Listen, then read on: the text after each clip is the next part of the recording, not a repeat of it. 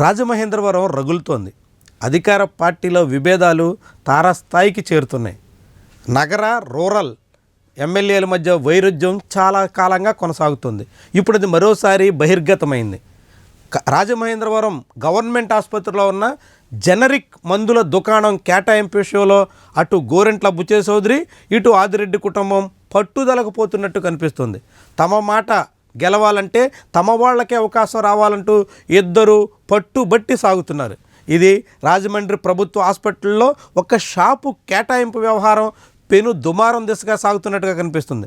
Rajahmundry city ఎమ్మెల్యేగా ఉన్న ఆదిరెడ్డి వాసు పూర్తిగా నగరంలోని అన్ని వ్యవహారాలు తన మాట మీదే సాగాలని ఆశిస్తున్నారు. గతంలో తన తండ్రి ఆదిరెడ్డి అప్పారావుకి అనేక రకాల ఆటంకాలు కల్పించిన గోరెంట్ల బుచ్చయ్య చౌదరికి పూర్తిగా చెక్ పెట్టాలని ఆదిరెడ్డి వాసు తపన. కానీ బుచ్చయ్య చౌదరి మాత్రం సుదీర్ఘకాలంగా రాజమండ్రి రాజకీయాల్లో తన మాటే చెల్లుబాటు అవుతున్న తరుణంలో ఎప్పటికీ అదే రీతిలో ఉండాలని ఆశిస్తున్నారు. ఇదే ఇప్పుడు రాజమండ్రి గవర్నమెంట్ హాస్పిటల్లో జనరల్ హాస్పిటల్లో ఉన్నటువంటి ఆ జనరిక్ మందుల దుకాణం కేటాయింపు వ్యవహారం దుమారానికి కారణమవుతుంది.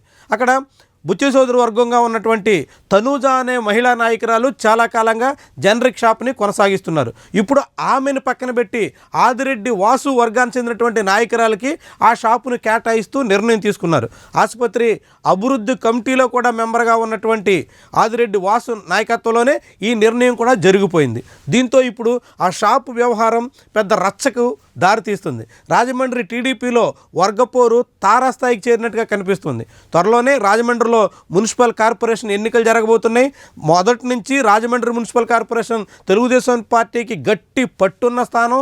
ఇప్పటి వరకు ఆ పార్టీ రాజమండ్రి మేయర్ సీట్ను ఓడిపోయినటువంటి దాఖలాలు లేవు.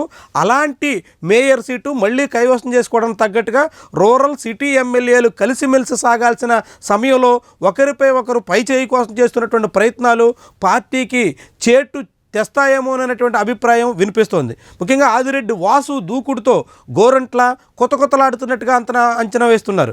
ఇది ఎక్కడి వరకు దారితీస్తుంది, ఎలాంటి పరిణామాలకు ఆస్కారం ఇస్తుంది, రాజమండ్రి ప్రభుత్వ ఆసుపత్రిలో జనరిక్ షాప్ కేటాయింపులో మొదలైనటువంటి వివాదం ఏ దిశలో సాగుతుంది, ఎక్కడి వరకు ఆ పార్టీకి ముప్పు తెస్తుంది చూడాల్సినటువంటి విషయం. వీడియో నచ్చితే లైక్ చేయండి, కామెంట్ రాయండి, షేర్ చేసి సబ్స్క్రైబ్ కూడా చేయండి. Thank you for watching.